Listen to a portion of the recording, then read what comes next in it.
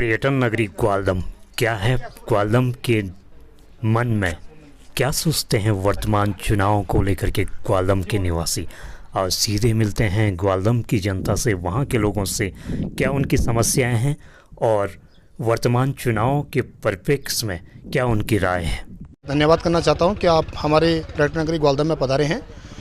देखो, पर्यटन नगरी ग्वालदम सदियों से गढ़वाल और कुमाऊं के मध्य में रही है, लेकिन विगत सरकारें जितनी भी रही हैं, किसी भी सरकार के द्वारा यहाँ पे पर्यटन नगरी में कोई भी स्वरोजगार पे कोई भी कार्यक्रम नहीं किया गया है, कोई भी विकास का कार्य नहीं हुआ है, जिससे कि यहाँ की जनता में आक्रोश भी रहा। बीच में एक बार सांसद का गिराव और विधायक का गिराव भी हुआ था, क्योंकि बहुत सारे जो संपर्क मार्ग के जो रोड हैं वो रोडों का भी काम अभी पूर्ण रूप से नहीं हुआ है। पिछले 12 या 15 साल की जो सरकारें थी उन्हीं के द्वारा उन रोडों की जो सर्वे हुई थी या उसमें कुछ काम हुए थे, उसके द्वारा उसमें आज तक भी कोई भी सुधारीकरण का कार्य नहीं हो पाया है। अच्छा, वर्तमान में बीजेपी से अनिल बलूनी हैं और कांग्रेस से गणेश गोटिया, किसका पलड़ा भारी मानते हैं? पलड़ा तो भारी मैं कैसे कह सकता हूँ आपके लिए कि किसका भारी है करके, लेकिन आज तो मतदाता अपने आप में जागरूक है। कुछ लोग अपने मत से हैं कि जो मोदी जी को चाहते हैं तो मोदी जी को सपोर्ट करेंगे, तो स्वाभाविक सी बात है कि वो वोटे बलूनी जी को जाएंगे। लेकिन कुछ लोगों का अपना ये भी है कि भाई लास्ट सरकारें में जैसे बीजेपी के जैसे तीरथ सिंह रावत जी रहे हैं, वो हमारे सूबे के एज ए मुख्यमंत्री भी रहे हैं, तो उनके द्वारा जो है कि बहुत सारे नाराज़ हैं लोग, जिससे कि लोगों के अंदर एक आक्रोश भी बना हुआ है। तो लोग चाहते हैं कि भाई परिवर्तन हो और कोई नया चेहरा आए, तो कुछ लोगों की मानसिकता वो भी है, जिससे कि गणेश गोदियाल जी का पलड़ा भी थोड़ा भारी हो सकता है। दोनों में बेहतर कौन? हमारे हिसाब से देखा जाए तो गणेश गोदियाल जी हमें सबसे बेटर लगेंगे, क्योंकि पहाड़ी हैं, पहाड़ से बिलोंग करते हैं, और हमने तो बलूनी जी को आज तक कभी देखा ही नहीं। फिर लास्ट बलूनी जी पिछले 6 साल राज्यसभा सांसद भी रहे हैं, जिससे कि उन्हें आज तक मुझे लगता है कि फर्स्ट टाइम जब इस बार अपनी कैंपिंग में आए तो ग्वालदम उन्हें पहली बार अपनी लाइफ में देखा होगा। इससे पहले जो कि एक पर्यटन नगरी था, पर्यटन नगरी के रूप में अगर आदमी जान जाए तो आना जाना बराबर होना चाहिए था, क्योंकि तो कुमाऊं और गढ़वाल का संपर्क और मध्य भी केंद्र है। रास्ता यहीं से देहरादून के लिए जाता है या यहीं से कुमाऊं के लिए जाता है। लेकिन मेरी जानकारी के हिसाब से मुझे लगा कि बलूनी जी फर्स्ट टाइम ही ग्वालदम आए होंगे। मैं महिपाल सिंह बिष्ट, पूर्व व्यायाम शिक्षक, सामाजिक कार्यकर्ता और बदान खनसर मित्र मंडली का वर्तमान में मैं अध्यक्ष हूँ। क्षेत्र में बच्चे हाई स्कूल हैं, इंटरमीडिएट हैं, बीए हैं, बीएससी हैं, एमए हैं, एमएससी हैं, प्लस उनकी कोई ना कोई उनका प्रशिक्षण ले रखा है। लेकिन उन बच्चों को अभी नौकरी के मामले में मोहताज होना पड़ रहा है। नंबर 1 बात तो ये रही। दूसरी बात, क्षेत्र में कई बार हम लोगों ने यहाँ से सरकार के नुमाइंदों को अपनी समस्याओं के निराकरण के लिए ज्ञापन भेजे हैं। यहाँ तक कि हमने अपने सांसद, अपने एमएलए लोगों को ज्ञापन दिया है, लेकिन उन लोगों ने हमारी बातों को इग्नोर करते हुए क्षेत्र के विकास के लिए अभी तक कोई भी कार्य नहीं हुए। हमारे क्षेत्र में यानी पिंडर क्षेत्र में या विधानसभा क्षेत्र थराली में कई समस्याएं हैं, जैसे जंगली जानवरों का आतंक, दिन में बंदर, रात को बारहसिंगा, हिरन इत्यादि फसलों को नुकसान कर देते हैं, और महंगाई चरम सीमा पे है। महंगाई, बेरोज़गारी, और जैसे यहाँ पे फिर हमारे यहाँ पे पानी की बड़ी समस्या है। पानी कई बार जो है यहाँ पे कई स्कीमें निकल गई हैं, लेकिन जैसे घर घर जल, घर घर नल वाली स्कीम चल रही है, लेकिन यहाँ की जनता उसके बावजूद भी पानी के लिए मोहताज है। श्री बलूनी जी और श्री गणेश गोदियाल जी, जैसे कि सुनने में आ रहा है कि कैंडिडेट दोनों अच्छे हैं और दोनों में बड़ी टक्कर है।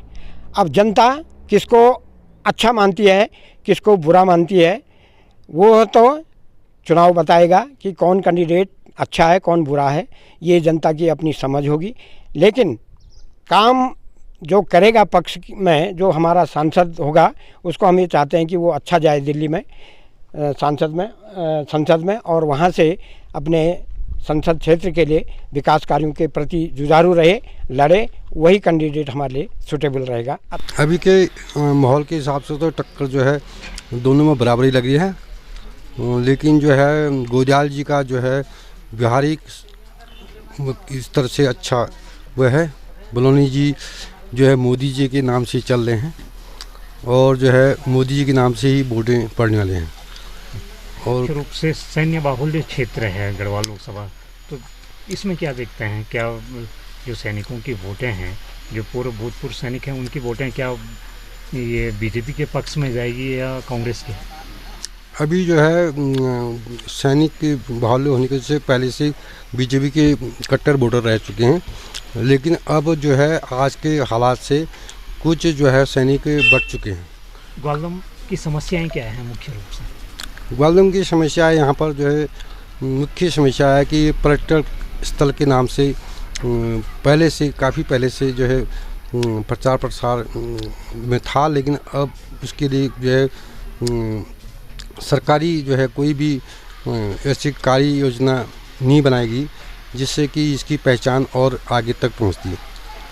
पानी की समस्या हो या रोड की समस्या हो या बेरोजगारी की समस्या हो, यहाँ का युवा या यहाँ के जनप्रतिनिधि, यहाँ के लोग किस रूप में देखते हैं इसको?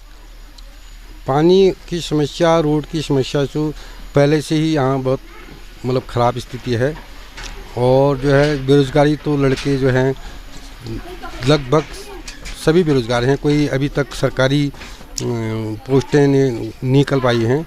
गिने चुने निकलते हैं तो पता नहीं चलता है कि कोई सरकार ने जो है नई वैकेंसी खोली है और लड़कों को पता नहीं चलता है। जब जो वहाँ पर दिखता है कि जो है नियुक्ति पत्र दे रहे हैं तभी पता चलता है कि यहाँ कुछ पोस्टें निकली हैं।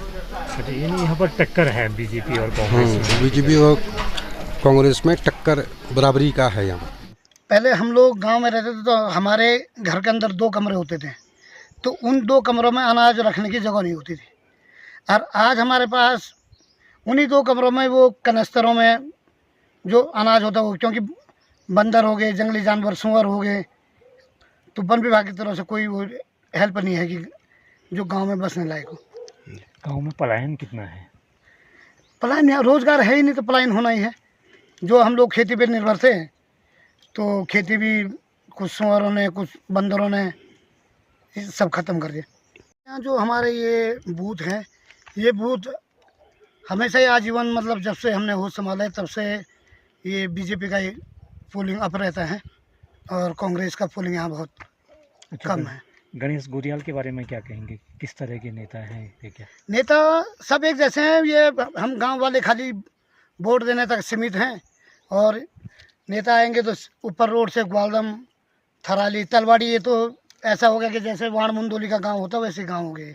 कोई वो शुद्ध नहीं है किसी नेता के यहाँ। जीतने को तो मोदी जी के हिसाब से सब अंधभक्त वोट बीजेपी को ही देंगे।